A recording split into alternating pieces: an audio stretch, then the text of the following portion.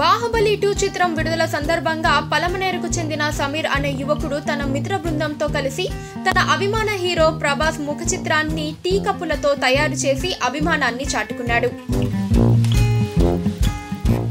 పట్టణంలోని వాణి విద్యాశ్రమం పాఠశాల పక్కన ఖాళీ స్థలంలో గురువారం సాయంత్రం ఈ ముఖ చిత్రాన్ని స్థానిక ప్రభాస్ ఫ్యాన్ స్పోర్ట్స్ ఆధ్వర్యంలో కేక్ కట్ చేసి ఆవిష్కరించారు.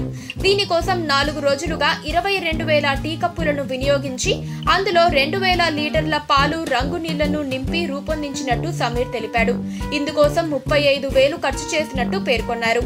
కార్యక్రమానికి ముఖ్య అతిథులుగా విచ్చేసిన పలమనేరు నియోజకవర్గ వైఎస్ఆర్సీపీ కోఆర్డినేటర్లు సివి కుమార్, రాకేష్ రెడ్డి, పట్టణ కన్వీనర్ మండి సుధా సమీర్ సృజనాత్మకతను అభినందించారు. ఇదే సమీర్ ఇంతకు ముందు కూడా వైఎస్ ముఖ చిత్రాన్ని వినూత్నంగా రూపొందించాడు. కార్యక్రమంలో వైఎస్ఆర్సీపీ కౌన్సిలర్లు శ్యామ్ సుందర్ రాజ్, నీలకుంట మణి, మూర్తి, సోము, ప్రభాస్ అభిమానులు పాల్గొన్నారు.